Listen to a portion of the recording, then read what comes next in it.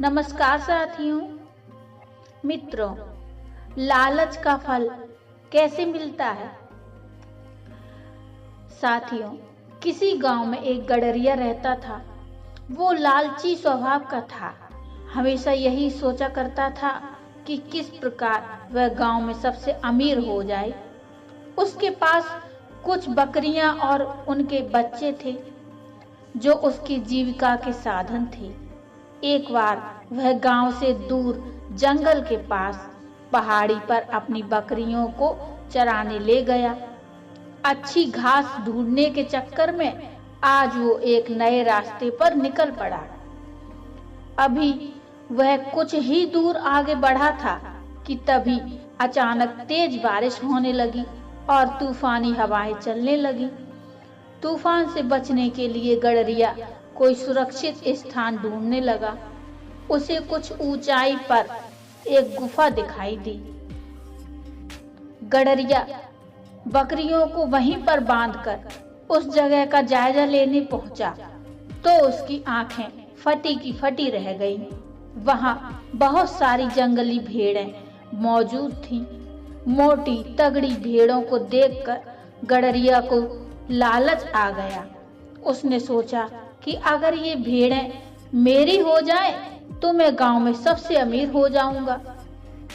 इतनी अच्छी और इतनी ज्यादा भेड़ें तो आसपास के कई गांव में किसी के पास भी नहीं हैं। उसने मन ही मन सोचा कि मौका अच्छा है, मैं कुछ ही देर में इन्हें बहला फुसलाकर अपना बना लूंगा, फिर इन्हें साथ लेकर गांव चला जाऊंगा। यही सोचते हुए वह वापस नीचे उतरा।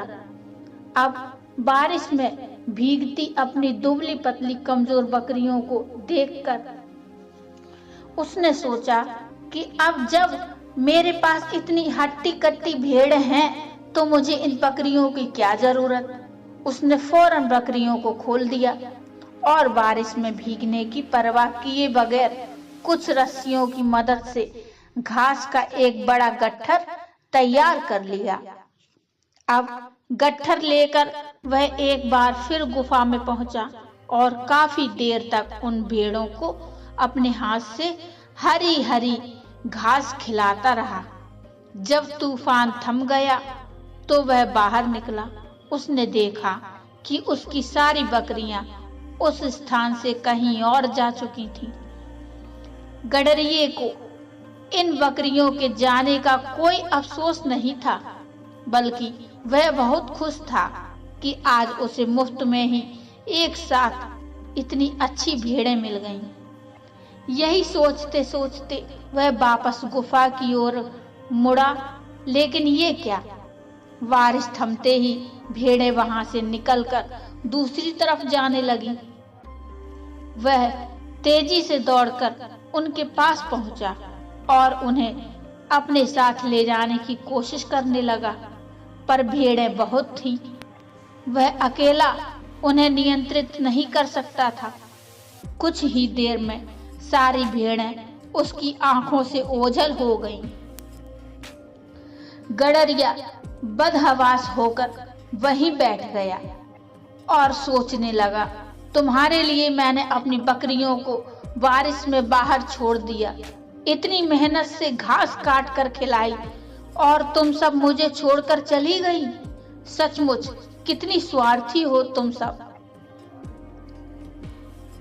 गुस्सा शांत होने पर उसे समझ में आ गया कि दरअसल स्वार्थी वो भेड़ें नहीं बल्कि वो खुद है, जिसने भेड़ों की लालच में आकर अपनी बकरियां भी खो दी।